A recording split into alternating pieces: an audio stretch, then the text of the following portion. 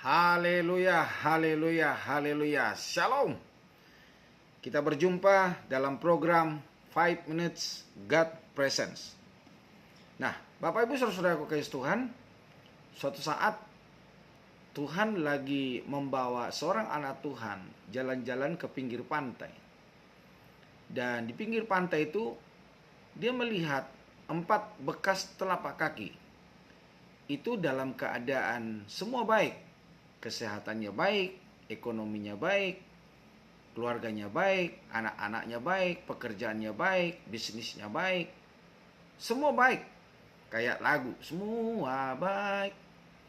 Namun Bapak Ibu Saudara kasih Tuhan, gak berapa lama kemudian peristiwa itu terbalik. Terbaliknya gimana? Dia mengalami masalah dan persoalan. Kesehatannya terganggu, usahanya terganggu, perekonomiannya terganggu, dan anak-anak bermasalah, perusahaan bermasalah, dan serba masalah. Dan di dalam penglihatan itu, ketika Tuhan membawa dia ke tepi pantai, dia melihat hanya 2 bekas telapak kaki. Dan dia protes sama Tuhan. Tuhan, di manakah engkau? Justru aku membutuhkan engkau. Justru aku memerlukan engkau. Aku dalam keadaan terpuruk. Aku dalam keadaan masalah. Engkau tidak ada bersama-sama dengan aku. Apakah engkau sama dengan manusia? Manusia pun ketika aku dalam keberhasilan, ketika aku baik-baik saja, semua orang datang berkata bahwa dia adalah sahabatku, dia adalah temanku. Bahkan ada banyak orang ngaku-ngaku dia juga adalah keluargaku.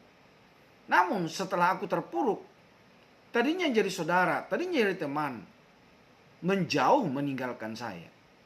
Apakah engkau sama dengan mereka? Ketika aku dalam keadaan terpuruk, engkau pun meninggalkan aku. Namun Tuhan berkata begini kawan.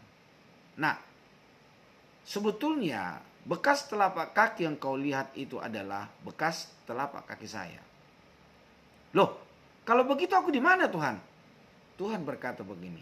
Nah, sebetulnya engkau itu ada dalam pangkuanku. Engkau ada dalam dekapanku. Yang kau lihat bekas telapak kaki yang hanya 2 sepasang itu adalah bekas telapak kaki saya, kata Tuhan. Dan si anak Tuhan ini protes. Loh, kalau begitu aku di mana Tuhan? Tuhan berkata begini. Engkau ada dalam gendonganku. Engkau ada dalam dekapanku. Akulah yang berjalan melalui setiap kerikil-kerikil kehidupan yang menimpa hidupmu. Itulah sebabnya di dalam Yesaya pasal 46 ayat 4 berkata begini. Sampai masa tuamu aku tetap dia. Dan sampai masa putih rambutmu aku menggendong kamu. Aku telah melakukannya dan mau menanggung kamu terus. Aku mau memikul kamu dan menyelamatkan kamu. Jadi Bapak Ibu Saudara-saudaraku kasih Tuhan, ketahuilah ketika kau menghadapi masalah, ketika kau menghadapi persoalan, Tuhan tidak pernah meninggalkanmu. Nah, bagaimana caranya supaya Tuhan tetap hadir dalam segala aspek hidup kita? Yang pertama saudara, mari kita belajar dari teladan Yesus. Di dalam Markus pasal 1 ayat 35, firman Allah berkata begini. Pagi-pagi benar, waktu hari masih gelap, ia bangun dan pergi keluar. Ia pergi ke tempat yang sunyi dan berdoa di sana. Jadi Bapak Ibu Saudaraku kasih Tuhan, bagaimana supaya Tuhan hadir, bagaimana supaya Tuhan ikut campur di dalam segala perkara dalam hidup kita. Baik di dalam suka, baik di dalam duka. Yaitu yang pertama, ikuti teladan Yesus. Pagi-pagi benar, bangun pagi, berdoa. Cari hadirat Tuhan, kejar Tuhan. Datang memohon kepada Tuhan. Yang artinya, jadikan dia menjadi yang pertama dan terutama dalam hidupmu. Jadikan dia nomor 1 di dalam hidupmu. Kalau dia bicara fondasi, jadikan Tuhan menjadi fondasi, menjadi dasar dalam kehidupanmu.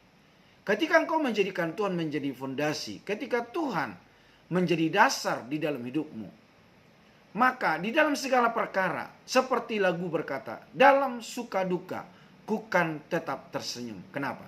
Kita bisa tersenyum, kita bisa tertawa, kita bisa bersuka cita oleh karena Tuhan yang memberikan kemenangan bagi kita. Tuhan Yesus memberkati. Amin.